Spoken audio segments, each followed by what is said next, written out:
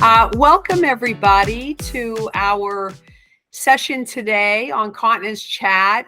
My teammate Susie is unfortunately not going to be able to make this episode. However, I'm going to take it alone with Geneva Gray. Geneva is the owner of a couple of different visiting angel home care offices. And Geneva, without further ado, do you mind just sharing a little bit about your beginnings with home care, how long you've owned an agency, why Visiting Angels? I think that would be super helpful for our audience. Yep, sure. I come from a nursing background, but I always pictured myself working in long-term care. I thought it was in facilities. So I got my master's in health administration thinking that I wanted to be a facility administrator. But after doing some work with facilities as a long-term care ombudsman, investigating complaints and stuff, I started looking for maybe my calling really is to help keep people home and out of facilities. So I was thrilled when I found Visiting Angels. I didn't even know that home care was a franchised opportunity. And so I was really happy when I found Visiting Angels.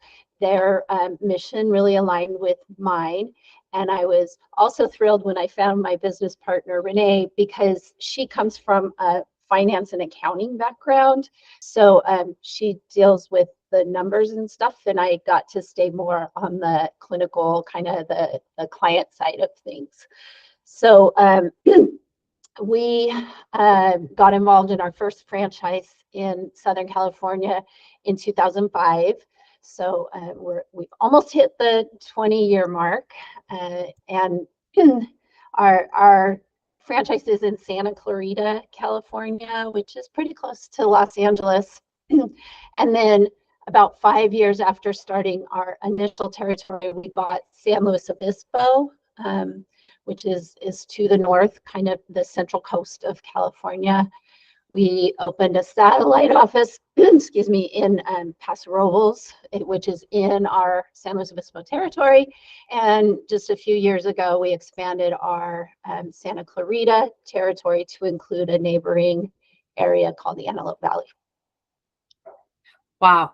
So 20 years. I just have a quick question. What would be one or two things that you have, main points that have changed with the home care industry from your perspective over the last 20 years? Wow. I'm gonna say the knowledge of the general population of adding home care service to seniors in their life as an option from moving to a facility when somebody needs care. I think 20 years ago, if you started talking about home care, people only considered home health care visits from a nurse or a physical therapist once you're released from the hospital, kind of temporary care like that. But I do think now a lot more people are aware of home care and how it can be utilized to help seniors stay home. You said two things. I'm going to say the technology advancements, technology and services that are available to help support people at home, especially, I mean, the pandemic was really focused on keeping people at home, obviously, and a lot of technology and services from even the simple thing of being able to get your groceries home delivered became more widely available. So that has greatly impacted people's ability to be comfortable at home. Yeah.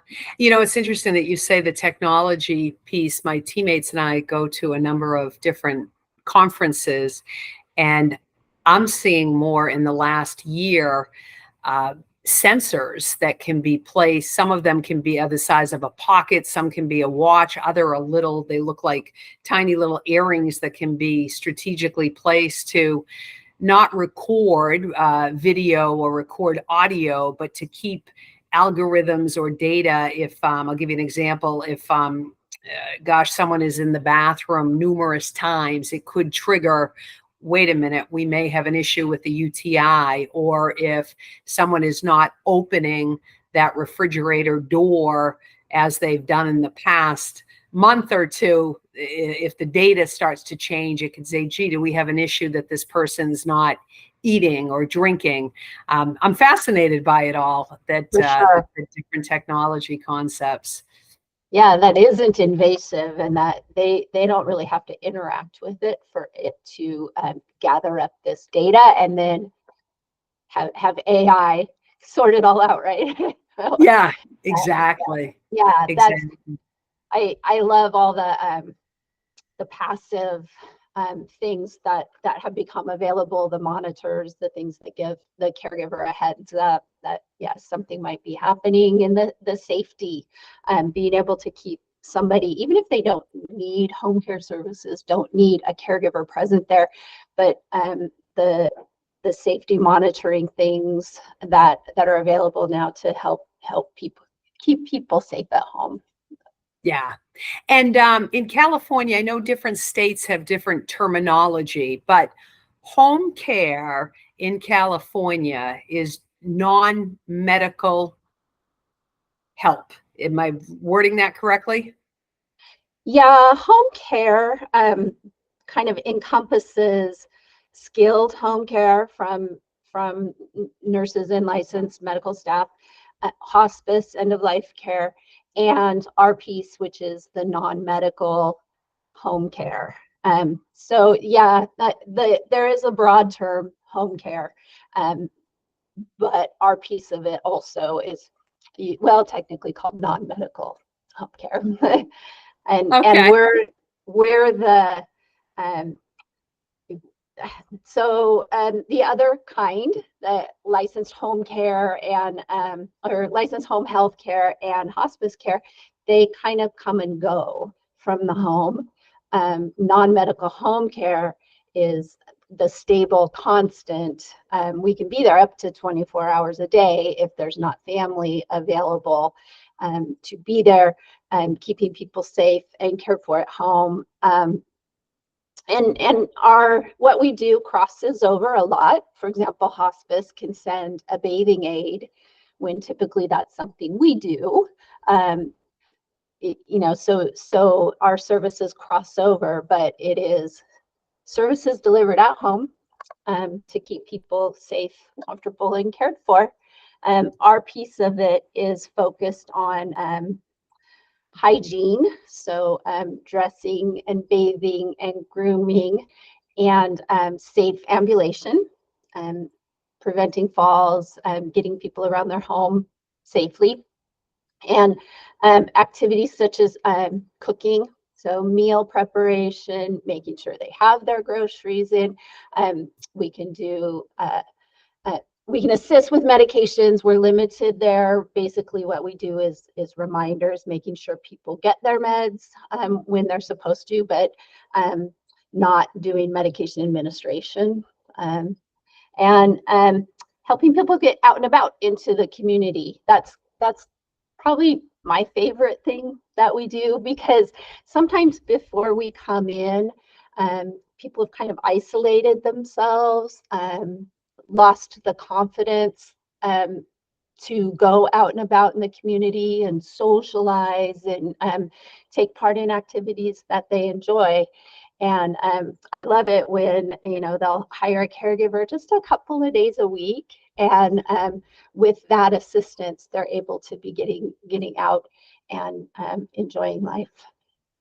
Yeah, I love that too. The industry that we're in with Seni and the incontinence industry, COVID really shined the bright light, I call it, on the negative implications of social isolation. And you'll probably appreciate this, right? For anybody that was incontinent and staying home pre-COVID, that bright light was shined in our industry a long time ago. COVID didn't need to come into the picture to say that has ugly implications. We kind of knew that. And then I always say, post-COVID, I don't think we'll ever fully be post-COVID, but as we get over that hump, unfortunately, people that are incontinent, many of them, if they don't feel comfortable, if they don't feel dignified, they're going to continue to have that social isolation. And it's critical, as you just said, for people in your favorite part of getting out and enjoying life. It just makes all the difference. That is what life's all about, in my opinion, is enjoy it, get out.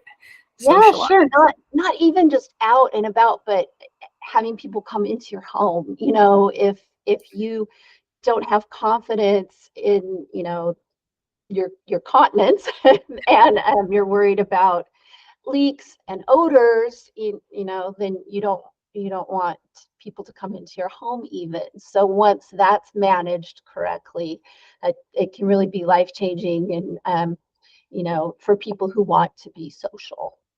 Yeah. Do you, Geneva, do you find value? I know you're one of a number of Visiting Angels home care agency owners that have implemented a Seni continence care program offering for your clients. We started working with your group a couple of years ago.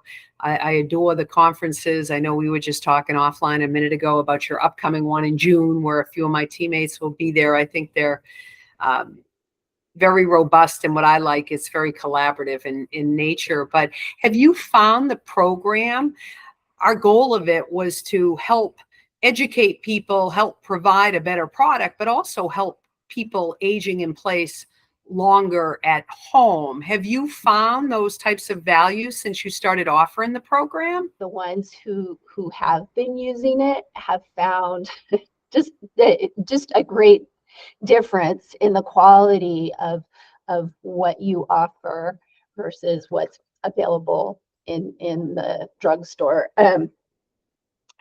My favorite example is a man who lives in an assisted living facility, but enjoys the one-on-one attention of having us a couple times a week.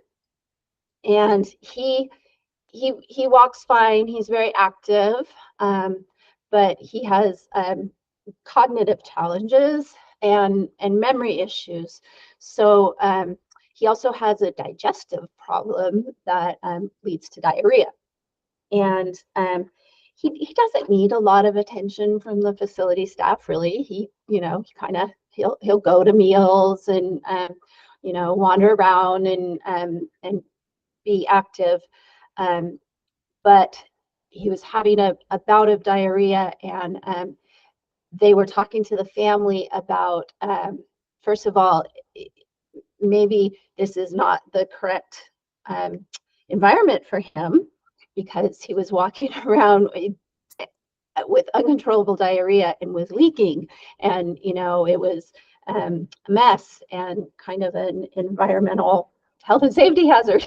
And so either increasing the level of care or you know, maybe having him move out. And I had the family try your products, and so all of a sudden he was no longer leaking, so he could be ambulatory and busy around the facility, needing just a very few changes per day, because he didn't have the mindset to be able to change himself.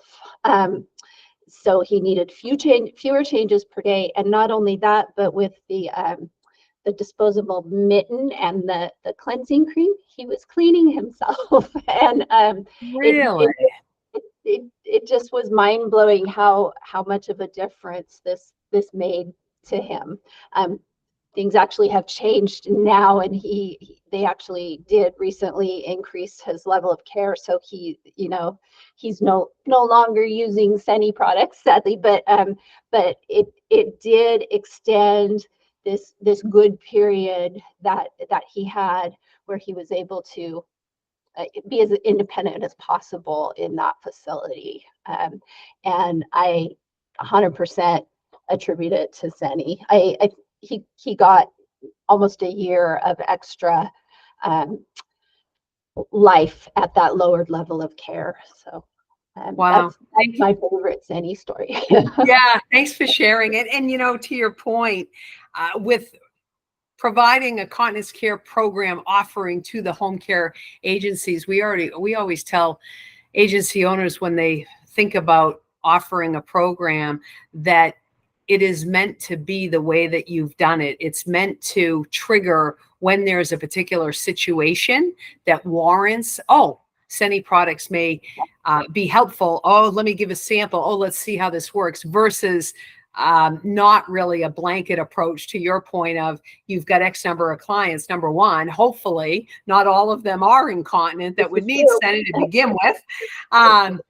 But it's not even meant to say, okay, let's look at all. It's meant to almost do it the other way around. Who's having some struggles with incontinence products or incontinence in general? Can we improve it? Can we give some guidance that way? And then if they do need something, and kind of to your point, that's one of the things with home care, why we got involved during COVID, right? We normally call on channels of skilled health and assisted living and memory care and so forth. But during COVID, we knew that all those folks were pivoting daily. And if Deanna got on the call and spoke with someone, they number one, probably wouldn't pick up. And if they did, it would say, whoa, wait a minute, that person was there. I'm busy, right? So we thought, well, what can we do? And then we thought about people wanting to stay in their homes longer. And I always use the example, if I'm a spouse caring for my spouse, if day after day after day after day, I'm changing sheets, I'm getting up at night with them, my brain isn't getting sleep, they're not getting sleep.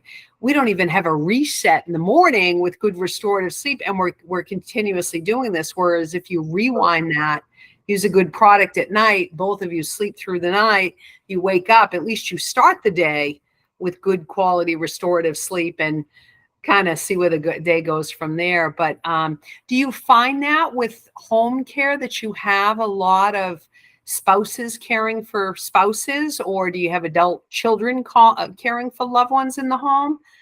Well, certainly both of those examples exist. I do think that most of our clients are home alone. Either they're home alone full time, or they live with family that are out all day, and so they're home alone all day. But something that's on top of my mind is so we run out of caregivers all the time, right? We're hiring all the time, but the need sometimes outweighs the number of staff that we have available.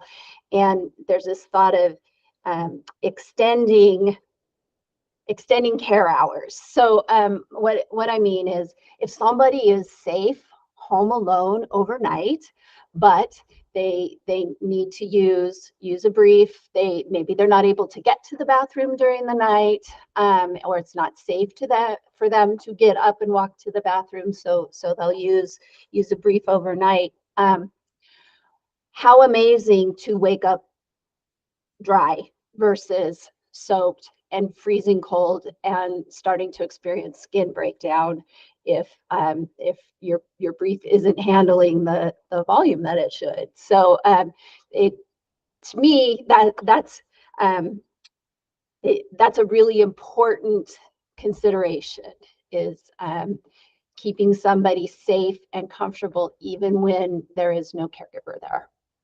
Yeah, I agree. I think of that too during, if you have, whether it's in a skilled nursing facility, assisted living, or home care, if you have a shift change and someone, I'm throwing, 7 to 3, and someone's supposed to show up at 3, and for a variety of reasons, they're not making it there until 4 o'clock, 5 o'clock. That person in a brief that's not fully breathable really could start to see skin integrity break down. Whereas if you're in a fully breathable, that's what we preach. We're a fully breathable product that has inner leak guards, and you'll be okay until that change. It's critical to your point. Even just feeling dry, that's the other thing, right? All the features of a good product lead to better outcomes.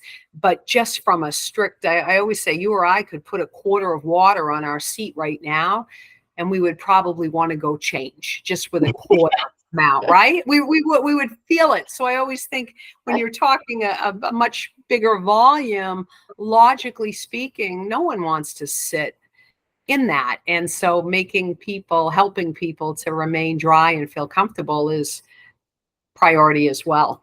Yeah. I think you've got two big issues that you're addressing, and one is the dignity of incontinence, and then the other is the health benefits of the product that wicks the moisture away and is breathable, lets the skin get air. So yeah. One final question for you. I'm sure viewers will want to know, from your opinion, is the caregiver staffing situation, is it stable? Is it getting worse? Or is it getting better? Well, I only have a little insight into my little area, right? For right now, I'm going to say it's a little better. Okay, great. I don't know why, but our hiring pipeline has gotten significantly better this year. And I honestly couldn't tell you why, but long term, it's a dismal situation. Long term, our industry is looking at shortages ongoing. So I'm excited about those technology things we talked about, and products and services that will help extend the hours of care that we are able to provide, and keep people safe and comfortable. Yeah, appreciate that. Well, we'll hold on to the hope in the short term and hopefully solutions in the long term. Where Geneva can people reach you if they're in your area of care? Just Google Visiting Angels. So we're present in Santa Clarita and the Antelope Valley, and then all of San Luis Obispo County. Super. Thank you so much for joining us on Continence Chat. We really appreciate your time and your insight, and we appreciate you. Oh, thanks so much. Tell Susie hi. I will do that. Thanks so much. Bye-bye. Bye.